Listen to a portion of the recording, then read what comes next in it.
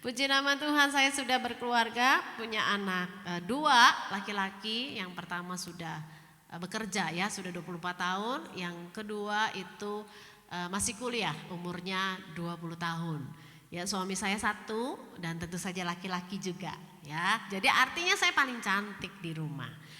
Ya, bersyukur saya melayani di GBI di Mekarwangi. Hari ini kita mau belajar bersama-sama. Ya, mungkin ibu-ibu di tempat ini bingung kenapa tidak di atas, di bawah. Saya minta tadi sama Ibu Lika, saya di bawah saja. Karena hari ini spesial. Spesialnya apa? Bukan hanya saya saja yang bicara.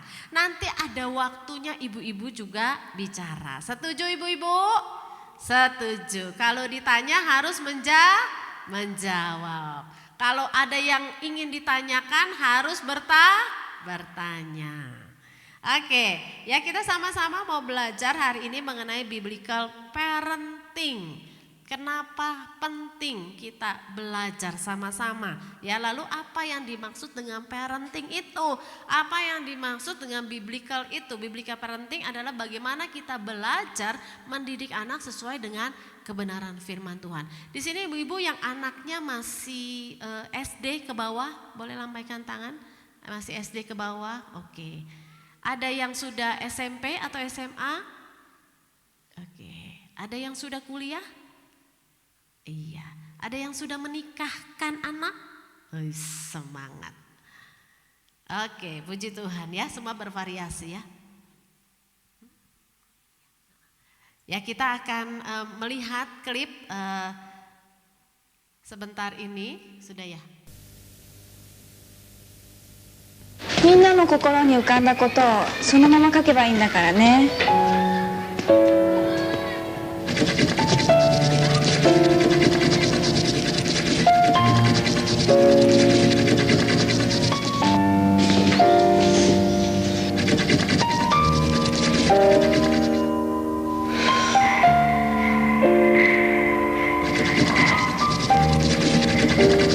何書いたの？ね、教えてくれるかな。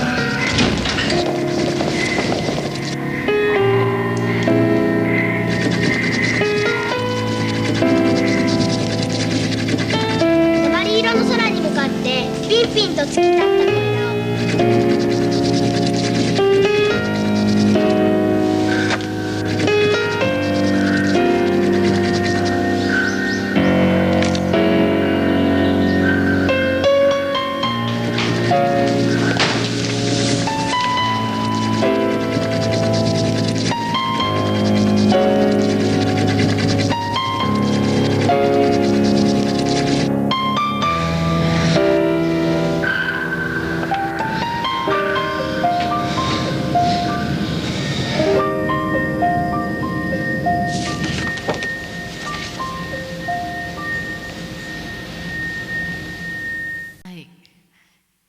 Semua saya mau tanya, dari apa yang klip kita lihat singkat itu, apa yang ibu pikirkan mengenai anak-anak atau pendidikan anak? Silakan.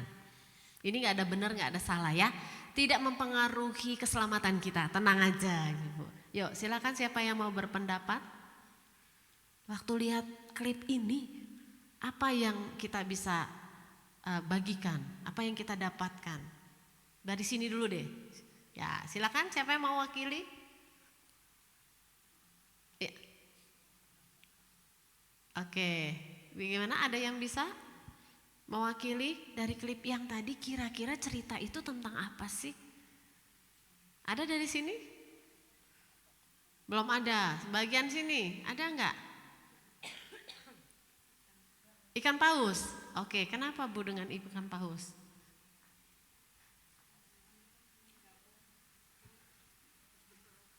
Oke, semua digabung. Anak itu ikan paus ya, menggambar ikan paus ternyata ya. Lalu satu-satu tadi nggak tahu kan gambarnya apa, akhirnya jadi ikan paus. Oke, terima kasih Bu. Ada yang lain? Apa saja pokoknya dari klip yang tadi yang bisa dipahami. Ada lagi? Abstrak. Apanya yang abstrak Bu? Oh nggak jelas ya anaknya ngapain gitu ya. Oke, ada lagi yang lain? Ya silakan Bu.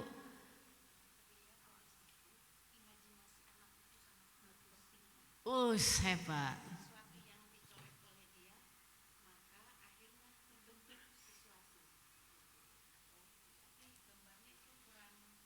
Filmnya ya kurang itu ya tajam sama-sama ya. Oke. Imajinasinya ya. Tadinya nggak tahu ya gambar apa. Ternyata ikan paus, imajinasi anak tuh luar biasa. Oke, ada lagi silakan. Dari sebelah sini. Ada yang bisa dirangkap? Iya, silakan. Orang tua itu nggak bisa ngertiin gitu apa yang si anak ini mau perbuat gitu. Apa sih itu gitu. Tapi ternyata setelah semuanya selesai itu kita baru tahu ternyata anak ini sedang menggambar itu gitu. Tadi apa ini tuh bikinnya hitam gitu kayak nggak nyambung gitu antara Orang tua sama anak. Iya betul. Orang tua tuh bingung ya. Ini anak mau gambar apa sih sebenarnya? Ya kalau itu kan tadi gitu ya. Gurunya bilang, ayo gambar apapun. Kan teman-temannya pada menggambar tuh. Ya warna-warni kan dimasukkan. Tapi ternyata ada satu anak gak jelas gambarnya ya. Cuman coret-coretan tapi warnanya apa? Warnanya hitam. Lalu kemudian apa yang terjadi? Gurunya melaporkan kan, rapat gitu. Waduh, kenapa nih anak disuruh gambar, bukannya gambar, malah kertasnya dicoret-coret. Warnanya hitam. Ada apa dengan anak? Biasanya kalau warna hitam tuh suka apa sih Bu yang terpikirkan sama kita? Gelap. Terus apa? Nih anak kenapa kira-kira? Ada sesuatu ya. Ada apa ini? Terus akhirnya sampai anak ini kan gak ke sekolah ya. Tadi yang kursinya kosong tuh. Anak ini ada di mana sampai gak sekolah? Di rumah sakit. Coba bayangkan cuman gara-gara itu masuk rumah sakit. Kenapa di rumah sakit? Diapain ini anak di rumah sakit? Diteliti. Benar. Terus kemudian sampai itu profesor dokternya bingung gak? Bingung. Karena ini anak nggak menjawab kan waktu ditanya, kamu tuh gambar apa sih? Dia nggak jelasin kan. Pokoknya dia gambar terus. Kemudian waktu ada yang tadi sempat nggak melihat adegannya. Ternyata ini anak sedang buat apa sih? Tadi siapa tuh yang bilang? Bikin apa? Puzzle. Siapa kira-kira yang terpikir tadi orang dewasa nih anak jangan-jangan bikin puzzle? Mamanya. Terus tadi ada siapa lagi di kelasnya ya. Tadi sempat ya lihat gambarnya ya. Jadi waktu si gurunya di kelas, di laci meja anaknya waktu di sekolah, ditarik ada banyak kumpulan puzzle. Rupanya ini anak suka main puzzle. Makanya si gurunya berpikir, jangan-jangan dia bikin puzzle. Sekarang kalau ternyata dia mau buat apa gambarnya? Ikan paus. Pertanyaan saya ibu-ibu. Ikan paus itu besar apa kecil? Besar. Jadi kalau anak ini berpikir ikan paus kan besar, kertasnya kecil. Kalau dia mau bikin yang besar karena dia suka main puzzle, jadi dia bikin dulu tuh kayak puzzle. Ikan paus warnanya apa Bu Ibu? Gelap kan ya? Ada yang pernah lihat ikan paus warna kuning? Pink? Gak ada. Terus kalau dia mau bikin ikan paus yang gambar yang besar, lalu kemudian warnanya juga gelap, karena bikinnya puzzle, jadi si kertas itu dia warnain hitam semua. Pertanyaannya, anak ini salah tidak? Kira-kira ini anak yang bodoh bukan? Tetapi pinter banget ya sampai bisa gitu. Jadi yang bodoh siapa? Dijawab. Yang bodoh siapa? Mamanya dia lah, bukan saya ya, bukan anak saya kok. Artinya kan orang dewasa. Nah ibu-ibu sebelum kita masuk belajar mengenai mendidik anak usia berapapun juga ya. Anak itu kan pasti mulainya dari kecil dulu. Ya klip tadi itu menunjukkan terkadang orang dewasa itu orang tua ya kita. Orang tua siapa? Kita kan semua, kalau sendiri orang tua siapa? Nah, orang tua siapa? Nah, sambil menunjuk dong, orang tua siapa? Saya. Jadi seperti klip yang tadi, kadang-kadang suka berbuat enggak, Bu, saya pinter. Ya nggak ada hubungannya dengan sekolah pendidikan kita. Ya latar belakangnya mau S1, S2, S3, S teler dan sebagainya nggak ada hubungan. Ya tetapi itu menunjukkan klip tadi bahwa orang dewasa kadang-kadang itu jadi bodoh. Bodohnya kenapa? Karena dia tidak mengerti apa yang anak itu inginkan. Tapi kok ya so tahu gitu. Yang menduga-duga sampai anaknya dikarantina, coba untuk gak stres anaknya. Kayaknya so tahu banget deh, yang paling baik tuh masuk rumah sakit, padahal kan tidak.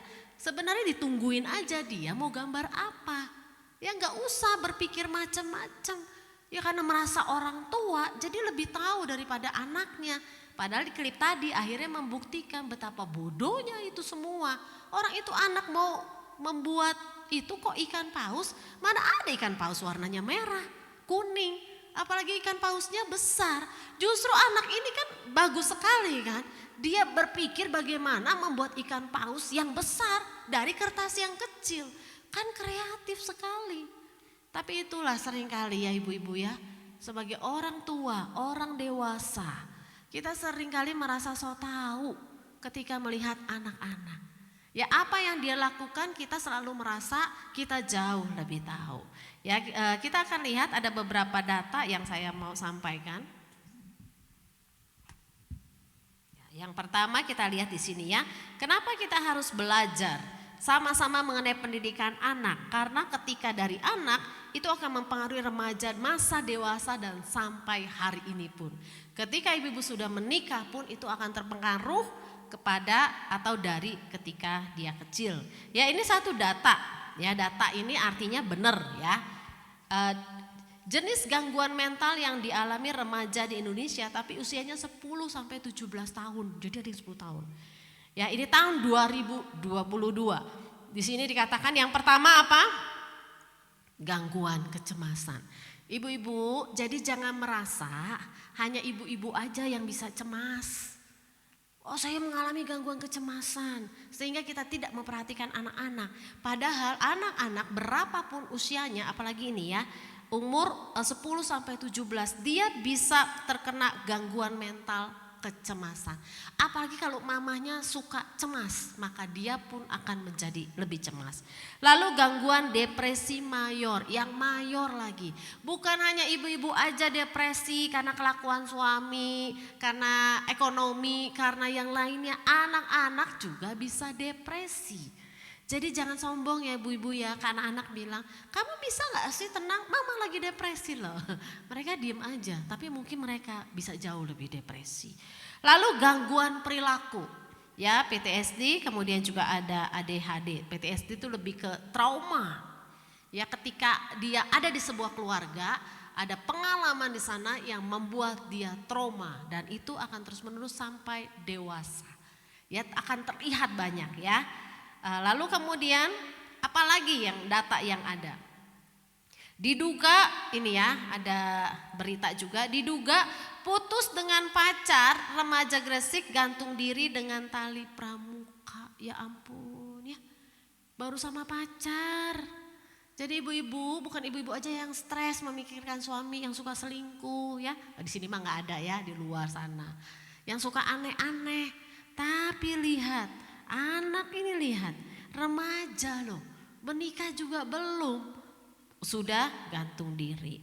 Lalu kemudian perilaku bunuh diri para pra-remaja. Kalau lihat di kalimat di bawahnya, siswa kelas 5 SD di Banyuwangi ditemukan tewas bunuh diri. Pemicunya salah satunya adalah yang ada di keluarga, pola asuh yang ada salah satunya ya. Jadi ini bukan cerita bohong, ini ada di berita 5 SD. Jangan berpikir SD itu nggak punya berpikir bunuh diri. Saya puji Tuhan, Tuhan kasih kesempatan melayani di berbagai sekolah di pulau selain Pulau Jawa. Dan hasilnya itu semua sama. Anak SD pun pernah terpikir bunuh diri. Ya, dan ini malah sudah kejadian ya.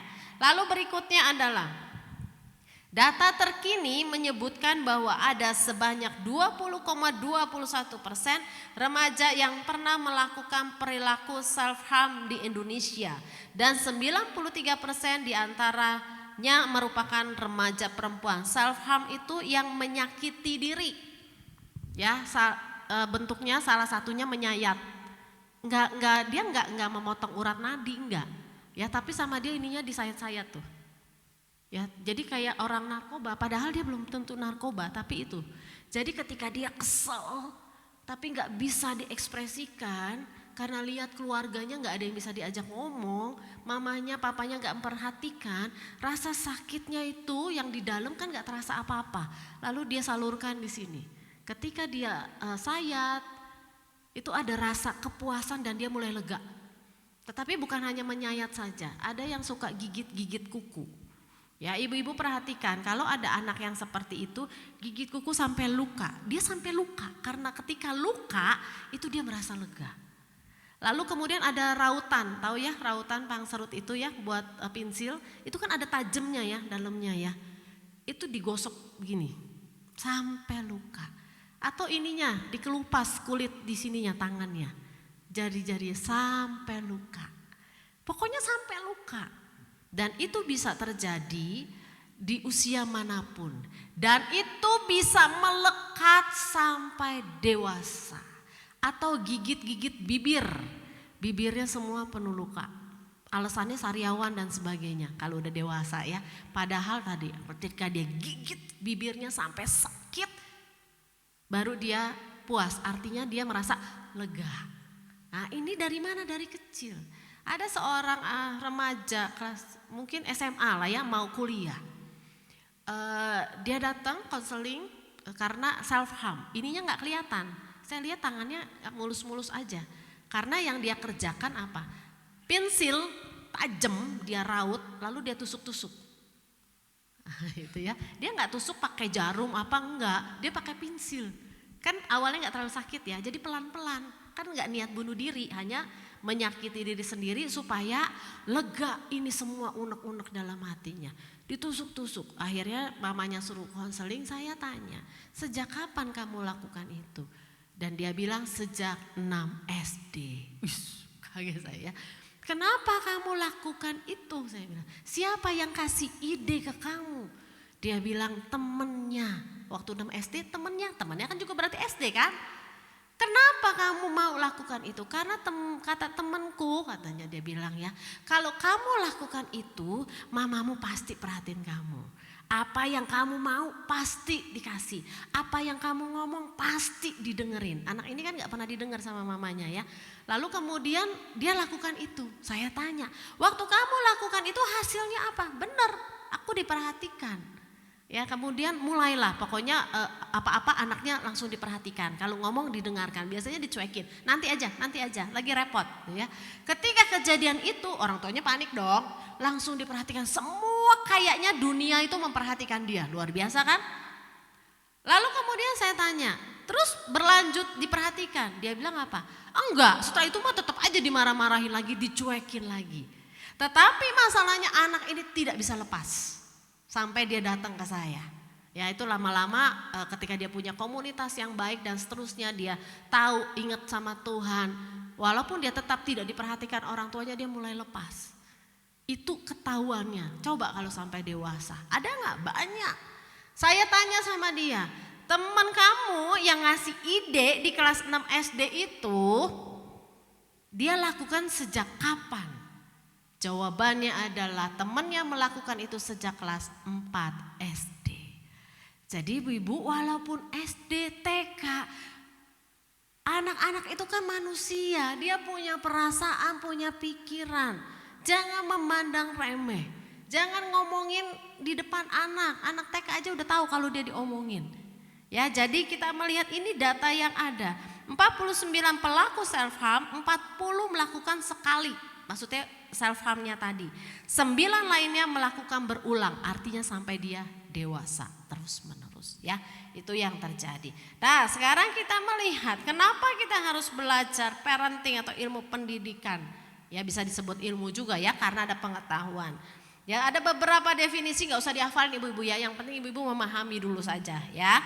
Jadi kata Kementerian Sosial, ilmu parenting itu adalah ilmu yang berhubungan dengan pola pendidikan dan pengasuhan anak.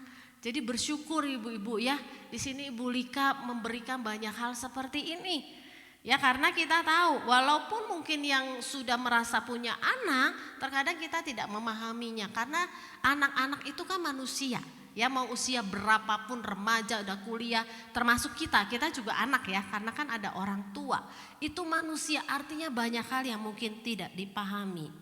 Lalu Kementerian Pendidikan Kebudayaan juga bilang, tujuan parenting adalah menciptakan interaksi antara orang tua dan anak. Jadi interaksi kita, bagaimana kita berkomunikasi dan seterusnya dengan anak. Nah, kalau kita bicara biblical parenting adalah pendidikan untuk orang tua agar dapat mendidik anak sesuai firman Tuhan. Nah, ibu-ibu, kalau mendengar kata pendidikan, kira-kira ibu-ibu ingatnya apa? Belajar, terus apa lagi? Disiplin, menghafal. Terus apa lagi? Kalau pendidikan, ingatnya apa lagi? Belajar, sekolah, menghafal, disiplin. Ada lagi? Apalagi kira-kira taat sama peraturan sekolah. Kalau orang tua biasanya kalau mikir pendidikan apa? Uang sekolah, uang pangkal ya. Uang kegiatan. Nah, itu kita berpikir pendidikan seperti itu. Tapi kita lihat pendidikan yang dimaksud di dalam Alkitab itu apa? Jadi ibu menyekolahkan anak di tempat yang bagus itu baik sekali. Baik sekali di tempat yang bagus. Menyekolahkan anak setinggi-tingginya itu baik sekali. Tetapi ada satu pendidikan yang wajib mereka terima ya sebagai dasar mereka. Nah, kita melihat siapa sih yang mendidik anak-anak, yang pasti orang tua karena keluarga. Lalu sekolah, jadi carilah sekolah yang memang luar biasa ya, yang punya hati untuk mendidik anak-anak. Gereja ada pembina, guru sekolah minggu, dan juga ada hamba Tuhan. Pemerintah itu mendidiknya melalui apa? Peraturan-peraturan, ya wajib belajar dan sebagainya. Terus kemudian siapa sih yang dididik? Yang dididik itu adalah manusia sebagai ciptaan Tuhan yang terdiri dari roh, jiwa, dan tubuhnya. Sekarang ibu-ibu coba pegang sebelahnya, kepegang nggak? Kepegang ya, nggak ada yang tembus kan ya? Nah, berarti semuanya adalah manusia seutuhnya. Oke. Ada seorang ibu bilang gini, dia kecewa sama anaknya yang sudah bekerja. Karena sebulan hanya diberikan 300.000 rupiah, dia bilang gitu ya.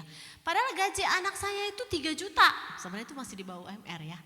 Dia bilang, gaji anak saya 3 juta, masa saya cuma dikasih 300.000? Saya bilang, lalu ibu maunya dikasih berapa? Ya paling enggak setengahnya dong. Loh, kenapa harus setengahnya bu? Saya itu menyekolahkan dia kuliah itu kalau bukan saya yang benar-benar berusaha kemana-mana utang pinjem demi dia nggak bisa sekolah, dia nggak bisa kuliah. Masa sekarang udah lulus kuliah kerja? Memang sih dia bilang gajinya segitu karena dia harus bantu mencicil rumah yang mereka tempati. Kebayang ya? Belum buat kerjanya. Jadi mamanya cuma dikasih 300.000. Saya bilang kan udah bantu cicil itu. Iya itu mah urusan dia katanya. Yang penting kan saya udah nyekolahin. Nah ibu, sampai saya bilang oh jadi ibu berharap menyekolahkan anak supaya pinter, kerja dapat uang supaya ibu dikasih uangnya. Ya iya dong. Saya percaya di sini gak ada yang begitu ya. Gak ada yang begitu.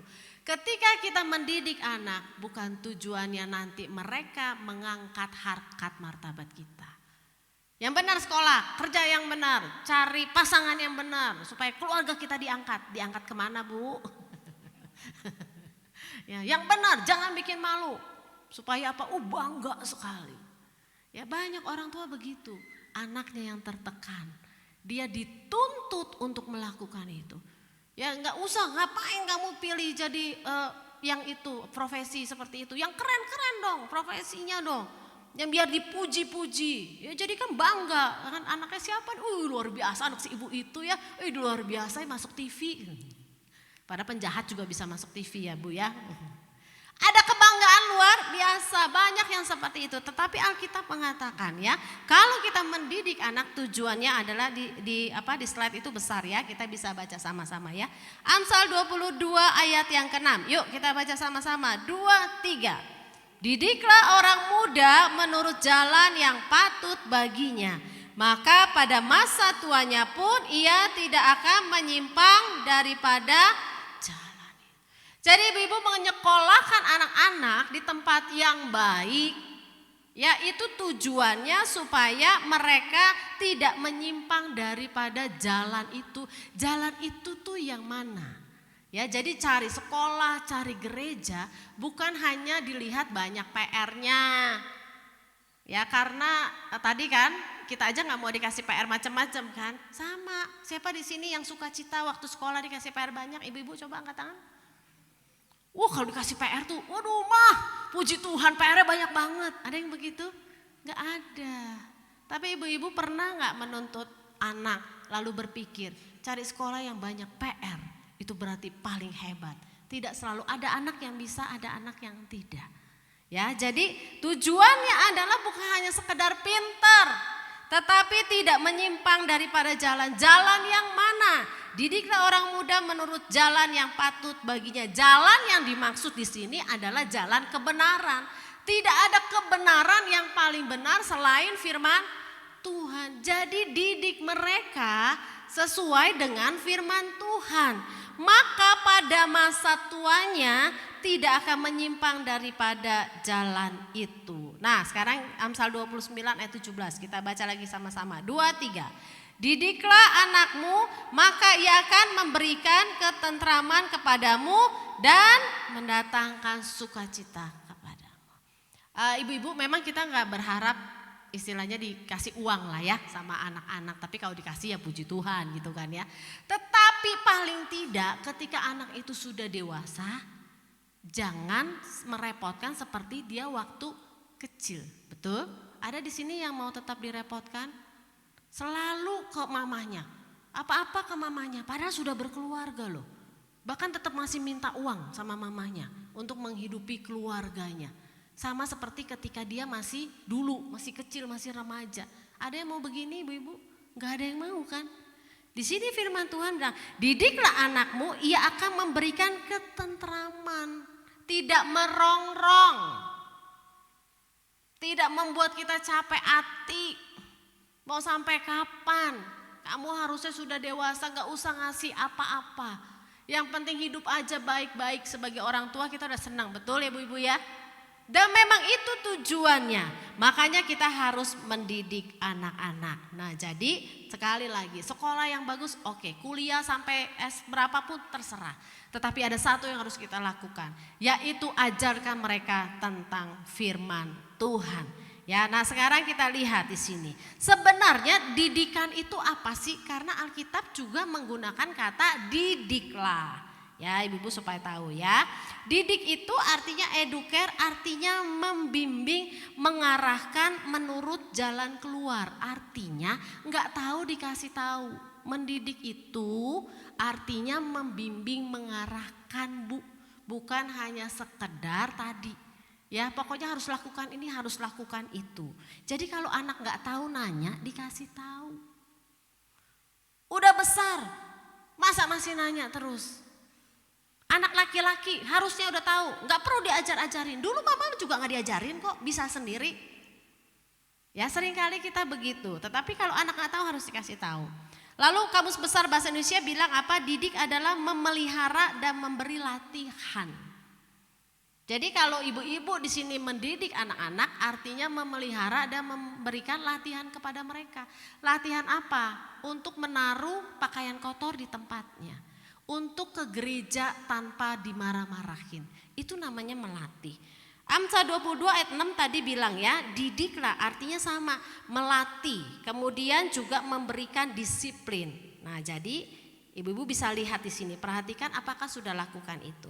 Melatih anak melakukan firman Tuhan. Di sini apa ada anaknya yang masih males ke gereja? Ada nggak anaknya yang tidak ke gereja? Semua ke gereja ya, dari masih kecil. Jadi melatih anak melakukan firman Tuhan. Yang kedua, mendedikasikan tuh artinya membuat anak itu benar-benar melakukan firman Tuhan dengan sungguh-sungguh. Memberikan arahan kepada anak untuk melakukan firman Tuhan, lalu mendisiplin untuk melakukan firman Tuhan. Pertanyaannya, ibu-ibu semua sudah melakukan firman Tuhan belum? Amin. Sudah membaca firman Tuhan belum? Amin. Oke, sekarang semuanya coba tangannya diangkat. Ya, lakukan apa yang saya katakan. Jelas ya? Lakukan apa yang saya katakan, gampang sekali ya. Ya. Pegang kepala. Pegang pundak. Pegang pipi. Pegang telinga. Pegang dagu. Dagu tuh ada di mana ya dagu ya? Dagunya ada yang pindah ke atas. Kenapa ibu-ibu dagunya pindah ke atas? Salahnya Rifosa. Kenapa tangannya ada di dahi, bukan di dagu? Tadi instruksinya apa, Bu? Ikuti apa yang saya lakukan apa katakan? Lakukan. Tadi instruksinya lakukanlah apa yang saya bukan apa yang saya lakukan. Kalau saya taruh di sini terserah saya dong.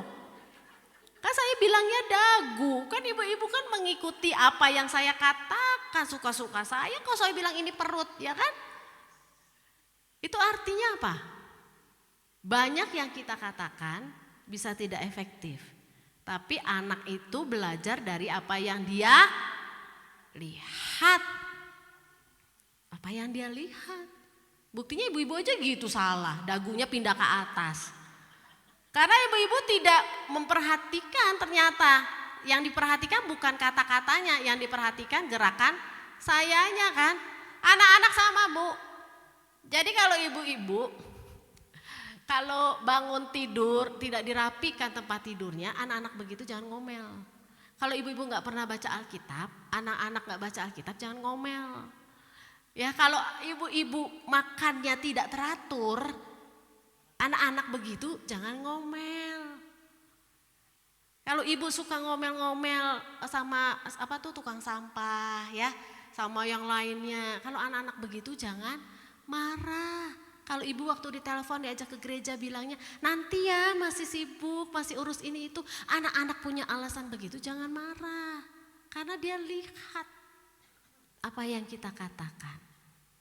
Yang benar, yang rapi, ibu-ibunya nggak rapi, mandi, udah sore ibu-ibunya belum mandi, gimana? Ya, anak-anak melihat apa yang dikatakan. Oke, sampai sini ada yang mau ditanya nggak? Silakan. Oh, oke, gini. Makasih ya Bu ya. Kita suka emosi ya, langsung emosi jiwa kan ya. Kalau melihat anak dikasih tahu nggak ngerti kan, apalagi neneknya, pengalamannya udah banyak banget. Di mana-mana langit itu warnanya biru, ya. Di mana-mana matahari itu warnanya kuning. Pohon itu hijau. Di mana-mana gambar gunung itu, gunungnya seperti segitiga. Coba ibu-ibu lihat, ada gunung yang begitu lancip.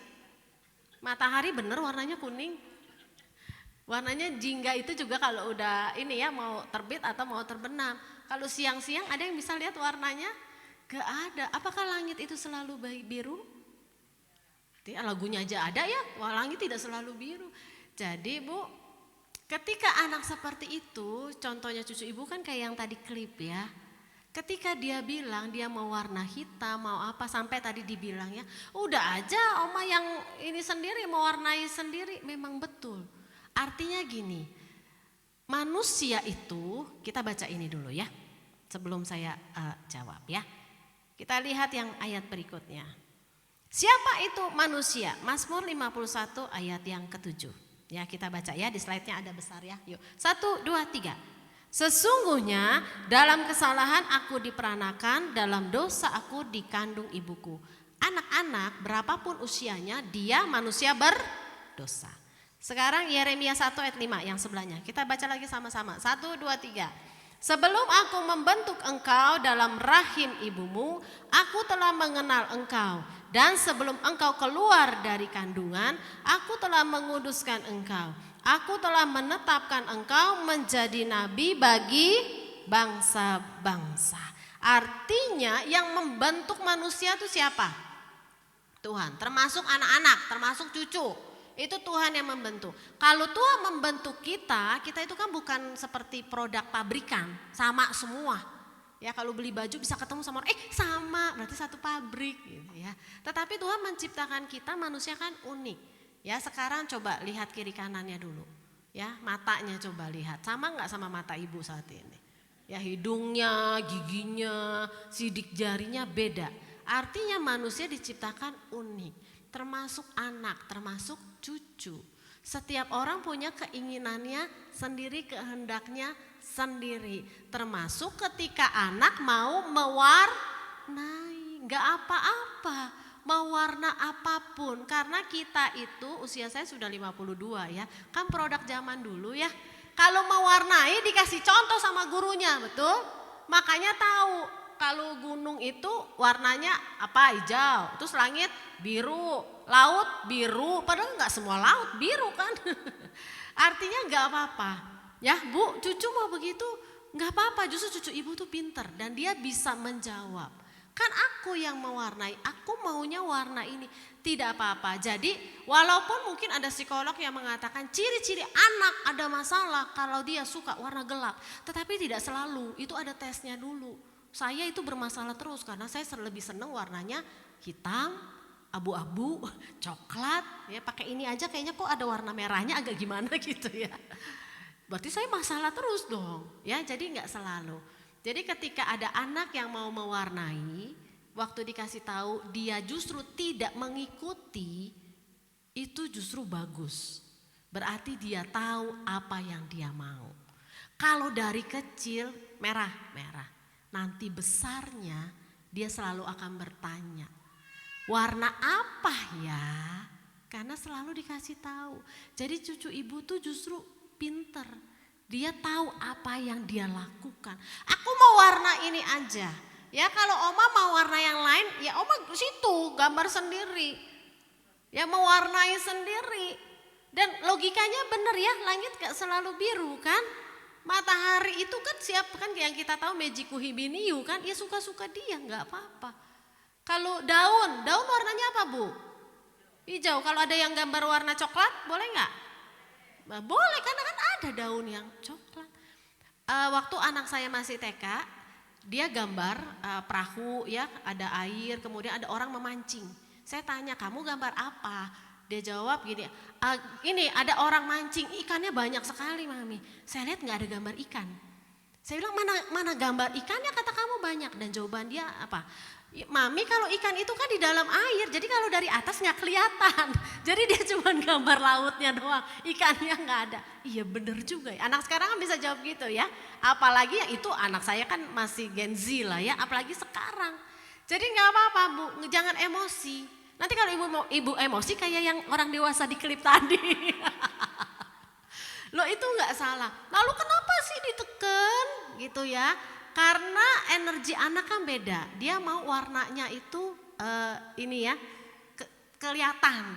Ya jadi gitu. Ada yang energi kuat dia ini. Cuma dikasih tahu aja jangan sampai bolong, jangan sampai robek. Walaupun tetap ada indikasi tertentu anak yang begitu karena ada emosi di dalamnya. Tetapi tidak selalu, jangan cepet-cepet ya. Jangan cepet-cepet menyimpulkan begitu. Kalau memang ada seperti itu terus kan wajahnya pasti murung. Lalu ya kayak ibu-ibu kalau lagi nyuci, kalau lagi emosi kan ininya juga beda ya, meresnya juga kan kayak beda gitu ya. Tapi kalau dia enjoy nggak apa-apa Bu, justru bagus. Jadi jangan emosi Bu ya, jangan sampai seperti di klip tadi. Ya, jadi nggak apa-apa. Paling ajarkan cara bagaimana bilang ke orang tuanya. Mungkin cara mereka anak-anak kan suka gitu ya. Ya udah itu dan seterusnya. Tapi ajarkan dia untuk berbicaranya saja. Ya, jadi manusia itu unik termasuk anak-anak. Jangan dibiasakan, justru harus dibiasakan ditanya, dilatih. Kamu mau makan apa hari ini? Yang ada maksudnya ya, jangan yang nggak ada. Mau pakai baju warna apa? Nanti kalau terus diarahkan sampai dia dewasa, sampai dia menikah, orang tuanya tidak akan pernah dapat tentram karena anaknya nempel melulu. Nanya terus orang tuanya marah kan. Sudah sebesar ini masih nanya-nanya. Mikir dong sendiri. Padahal dari kecil dia tidak pernah dilatih untuk berpikir. Loh kok dia sekarang disalahin? Ya jadi harus dilatih.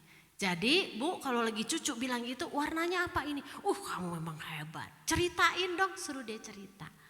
Gitu ya Bu, justru hebat.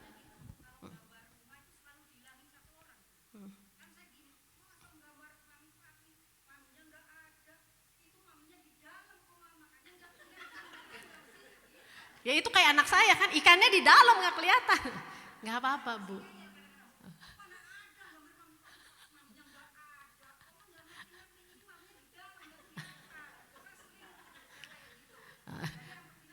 Iya justru bagus.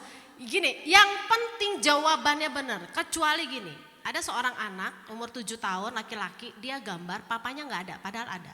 Saya tanya, papanya kok nggak ada gambar? Dia nggak bisa jawab itu. Dia gambar, tapi gambarnya jelek. Rambutnya jabrik, matanya serem kayak. Nah, ya. Waktu saya tanya, kok papa emang nggak ganteng ya? Dia langsung ucapkan, papa jahat. Nah itu beda Bu. Kalau ini kan dia bisa jawab mama di dapur. Kan lagi gambarnya ruang tamu.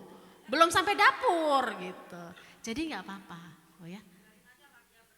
Iya atuh nanti kasihan dia. Ya. Masa gak boleh pakai? Boleh ya. Kecuali tadi ada indikasi tertentu ya. Justru bagus karena dia menjawab dengan benar ya. Oke ada lagi. Pokoknya kalau waktunya sudah ini kita sambung saja ya. Oh ya. Oke, ada lagi yang mau bertanya? Iya, silakan. Ibu tadi yang nggak punya cucu kalau nggak puas kayaknya ibu yang harus sering sama saya, bukan cucunya. Tapi makasih Ibu ya, silakan. Ya, oke tadi ya. Anak-anak itu kan unik. Setiap anak beda-beda dan termasuk juga anak jenis kelamin perempuan, juga jenis kelamin laki-laki. Karena kan kita perempuan ya, mungkin ke anak perempuan itu satu bisa lebih dekat. Tapi kalau tidak takut akan Tuhan, nanti bisa satu kali konflik besar dengan anak perempuan. Tapi kalau anak laki-laki, dia akan lebih bisa banyak dari bapaknya. Tapi kalau tidak ada ikatan kasih Kristus, konflik besar juga dengan bapaknya. Nah kalau seandainya terjadi demikian, memang beda anak laki-laki dengan perempuan. Kalau anak perempuan, anak laki-laki waktu kecil gini. Mereka ini sekalian lah ya sambil semoga menjawab. Jadi kalau agak lebih spesifik nanti saja ya. Ini sekalian saya secara umum. Anak laki-laki dan perempuan dari kecil terutama ya kalau bayi udah pasti kan kita suka peluk ya. Di sini ibu-ibu masih suka peluk anaknya enggak? Masih ya, itu bagus sekali. Karena mereka masih suka dipeluk. Tapi makin beranjak usianya, anak laki makin tidak terlalu suka dipeluk ya. Kalau perempuan kan sampai umur berapapun senang dipeluk ya. Enggak dipeluk dia meluk sendiri gitu ya. Tapi kan anak laki-laki beda dan jangan dipaksa. Ya karena beda. Tetapi di satu sisi pola asuh kita tanpa sadar suka dibedain anak perempuan dengan anak laki-laki. Kalau anak perempuan jatuh reaksi kita gimana? Apalagi kalau sudah SD ya gitu ya. Kalau anak laki-laki jatuh kalau sudah SD apalagi umurnya 11, 12 yang kita ngomongin apa? Laki-laki gitu aja nangis. Apalagi kalau kita mengucapkannya waktu dia di TK. Mungkin maksudnya supaya kuat. Padahal kan laki perempuan sama saja ya. Tetapi ketika ucapan itu selalu diungkapkan gendernya, jenis kelaminnya. Laki-laki jangan cengeng, laki-laki apa-apa sedikit ngadu laki-laki. Itu membuat laki-laki khususnya di Asia, itu pun makanya jangan bingung kalau suami susah untuk ngomong. Karena dari kecil kita gitu ya kadang-kadang orang tua tanpa sadar. Itu membuat dia untuk memendam, tidak cerita. Apalagi kalau kepribadiannya memang pendiam. Kalau perempuan kan ada satu naluri cerewet. Walaupun tidak semua ya. Maksudnya beda cara pengungkapan ekspresi.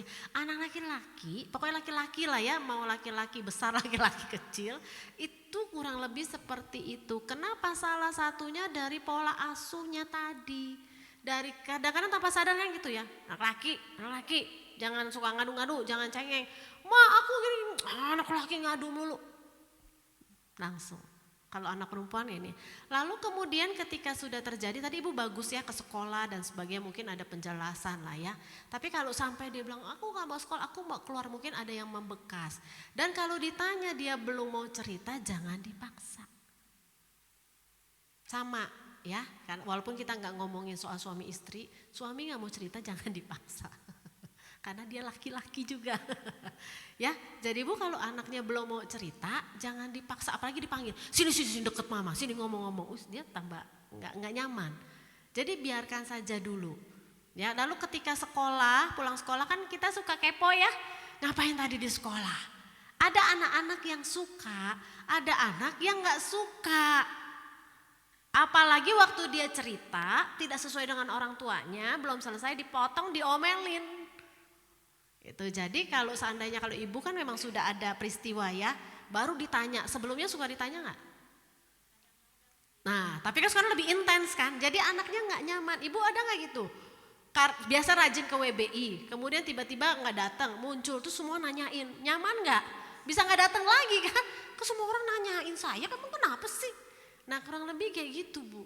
Mungkin anaknya nggak nyaman, apalagi ya tadi laki-laki dan mungkin dia tidak terbiasa dan memang sebelumnya juga nggak begitu kan. Jadi iya, selalu ditanya. Gak apa-apa. Iya. Nah, betul. Berarti sekarang ibunya dulu yang tenang. Ya, supaya anaknya juga tenang. Ibunya nggak tenang, anaknya tambah nggak tenang nanti. Kan ada ikatan batin ya. Ibunya dulu jangan trauma. Ibu tenang dan percaya dia ada di tempat yang tepat. Kan ada guru-guru yang lain. Ibunya dulu ya satu percaya sama Tuhan. Kita juga percaya sama ya lembaga pendidikan yang anak itu ada. Dan percaya juga anak kita bisa mengatasinya. Bertanya boleh nggak? Boleh. Salah nggak? Tidak salah. Tapi kalau anaknya tidak nyaman jangan diteruskan. Nanti dia malah jadi sama sekali nggak mau bicara. Tapi lagi ngobrol main-main biasa aja gitu ya, tanpa sengaja. Yang penting seperti itu Bu, pelan-pelan saja. Yang penting ibunya jangan trauma ya Bu ya. Nah gitu ya. Oke. Baik, ini ya kayaknya kita nanti akan lanjut saja. Tetapi ini untuk yang ayat slide terakhir. Ya, kita lihat tujuan orang tua mendidik. Nah ini satu ya. Yang pertama adalah membawa anak kepada Kristus. Bukan hanya supaya mereka pinter nanti cari kerja jadi pengusaha kaya, dihormati, dihargai. Silakan gak salah. Tapi yang penting mereka takut akan Tuhan. Itu aja. Kita gak tahu di depannya nih anak nanti mau bagaimana kan. Supaya kita tidak kecewa. Dan anak tidak kecewa. Terkadang gini ibu-ibu ya tanpa disadari. Anak itu merasa gagal karena orang tuanya merasa anak itu tidak sesuai dengan keinginan orang tuanya. Jadi kegagalan anak yang dia rasa sebenarnya dia nggak merasa apa-apa harusnya. Tapi karena orang tuanya melihat kok kamu begitu sih, harusnya kan kamu seperti dia, kamu kan. Nah itu. Kan kita nggak tahu ke depannya dia akan jadi pengusaha, apakah jadi karyawan, ataukah mungkin dia kerjanya itu sederhana sekali, cuma jadi Gojek dan seterusnya, kan nggak tahu. Tapi tanamkan dia takut akan Tuhan dulu ya. Lalu dewasa dalam Kristus mengaplikasikan dalam kehidupan sehari-hari. Makanya mereka harus memiliki karakter Kristus. Matius 19 ayat 14. Yuk kita baca ya ayat terakhir. 1, 2, 3. Tetapi Yesus berkata, biarkanlah anak-anak itu, janganlah menghalang-halangi mereka datang kepadaku. Sebab orang-orang yang seperti itulah kerajaan surga. Jadi ibu harus pastikan kalau ibu-ibu itu dekat sama Tuhan dulu.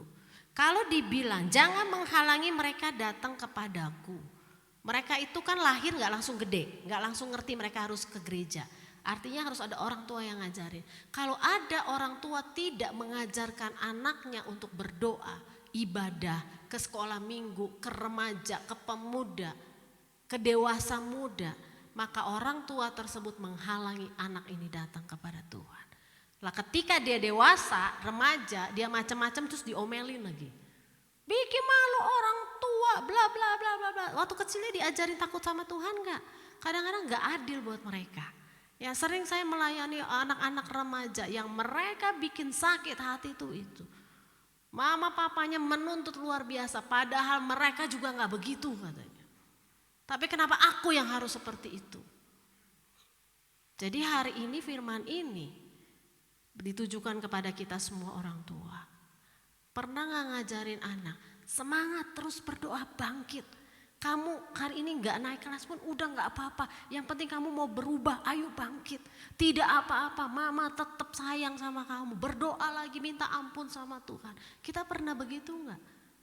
Nilai kamu sekarang dapat 2 udah gak apa-apa. Yang penting ke depannya kamu belajar lagi. Berdoa sama Tuhan atau sebaliknya. Dapat segitu, ngapain selama ini dilesin dan sebagainya.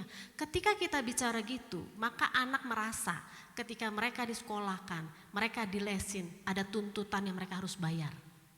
Mereka harus pinter, mereka harus menyenangkan orang tuanya. Berapa banyak anak stres gara-gara itu.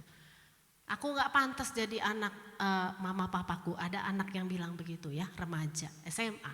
Kenapa? Karena dia menjadi ranking 3. Karena papa mamaku aku maunya jadi ranking 1. Karena biaya lesku mahal. Hati-hati ya, Bu kalau emosi ya. Kamu tahu gak uang sekolahmu berapa? Cep, itu buat anak. Langsung bebannya bertambah. Uang sekolahnya udah mahal. Stres. 2 reaksi mereka, stres atau jadi buandel. Kebalikannya. Ya, jadi bicara hati-hati kalau emosi.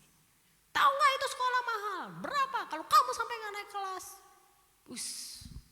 Lancep tuh anak tuh. Kata mama, aku biaya sekolahku mahal. Mama sampai gak bisa beli make up, gak bisa ke salon karena uang sekolah. Nangis loh anaknya, itu masih SD. Karena dia nilainya selalu jelek dan dipanggil ke sekolah. Jadi kalau anak ada yang pintar itu terkadang supaya mamanya bangga. Aku gak pantas jadi anak mama papaku karena aku gak bikin bangga. Karena namaku gak dipanggil waktu penyerahan sertifikat penghargaan. Aduh sedih, sedih. Karena saya sempat di sekolah ya belasan tahun. Ada pertemuan orang tuanya gak datang. Ambil rapot orang tuanya gak datang. Sampai waktu saya tanya mana orang tuamu, kok gak ngambil rapotmu. Terus dia bilangin, aku mah anak pembantu. Terus gimana? Ya gak apa-apa lah, kalau dikasih juga gak dilihat kok. Cuma ditanya, ranking berapa? Ya karena saya suka bersama mereka, ini saya sampaikan isi hati mereka. Saya aja kadang gergetan ya, kadang-kadang dalam hati saya, mana sih mamamu sini?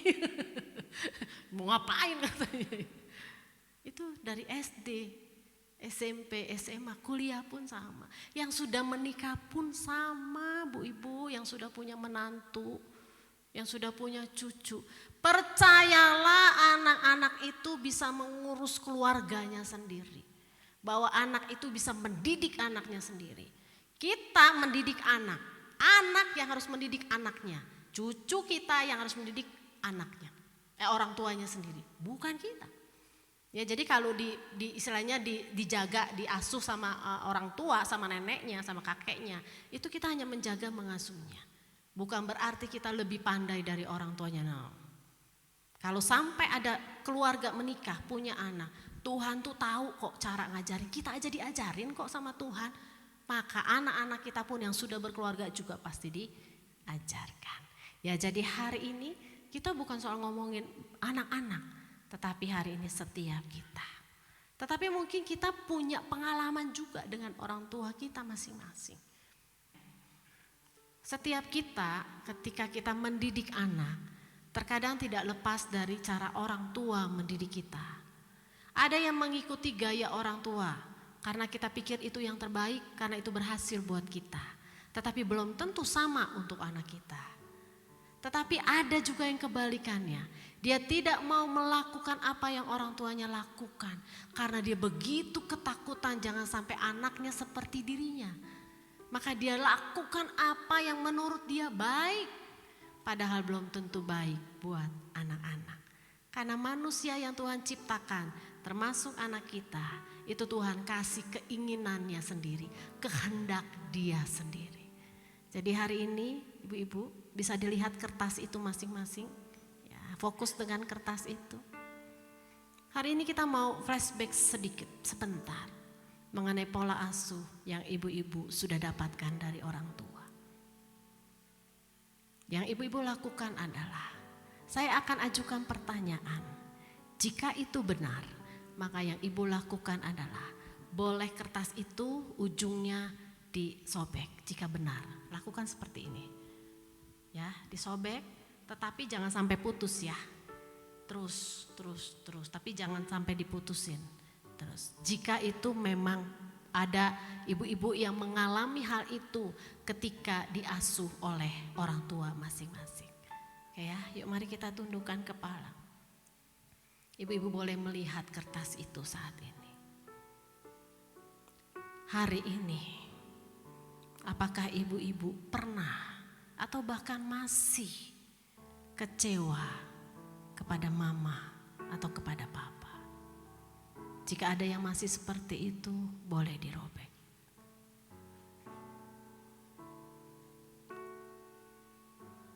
Apakah ibu-ibu pernah di dalam masa kecilnya pernah berpikir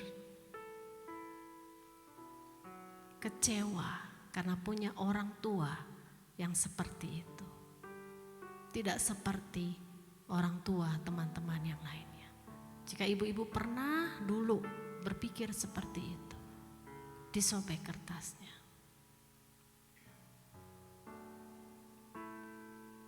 Apakah ibu-ibu pernah berpikir ketika masih kecil atau remaja ataupun pemuda, kalau saya sudah dewasa, saya akan tunjukkan kepada mama saya bahwa saya bisa lebih baik dari apa yang dia selama ini katakan. Jika ada yang seperti itu, robek lagi kertasnya sedikit. Saya akan buktikan bahwa apa yang diucapkannya selama ini salah.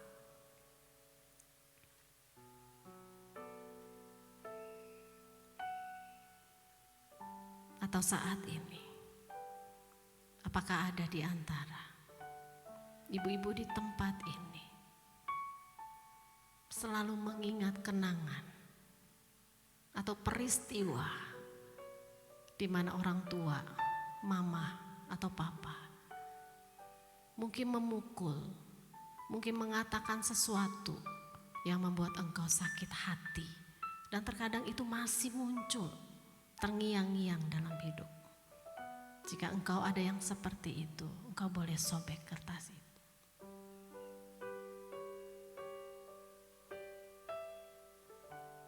Apakah di antara ibu-ibu saat ini ada yang berpikir, saya tidak bisa membahagiakan orang tua saya dari dulu bahkan sampai sekarang? Jika ada yang seperti itu, bisa disobek. Atau bahkan orang tua yang sudah meninggal pun, ibu-ibu tetap merasa bersalah karena belum bisa membuat orang tua senang. Jika ada yang seperti itu, dirobek. Sekarang ibu-ibu perhatikan kertas yang ada. Jika kertas itu begitu banyak sobekan, sebenarnya begitu banyak kenangan di dalam kehidupan ibu-ibu bersama dengan orang tua. Tetapi ternyata itu menimbulkan luka. Tetapi jika tidak ada satu sobekan pun, ternyata ibu-ibu tidak merasakan sesuatu yang luar biasa menjadi seorang anak. Tidak ada perasaan yang terlihat di sana. Jadi hari ini kita mau datang kepada Tuhan. engkau akan menjadi ibu yang baik, bisa mendidik anak-anakmu datang kepada Tuhan. Kalau engkau sendiri sudah dipulihkan, sudah menghilangkan hal-hal seperti itu, rasa sakit hatimu, ketidakpedulianmu kepada orang tua, dendammu, traumamu terhadap apapun juga, serahkan itu kepada Tuhan. Kita nyanyikan satu pujian. Semuanya tundukkan kepala.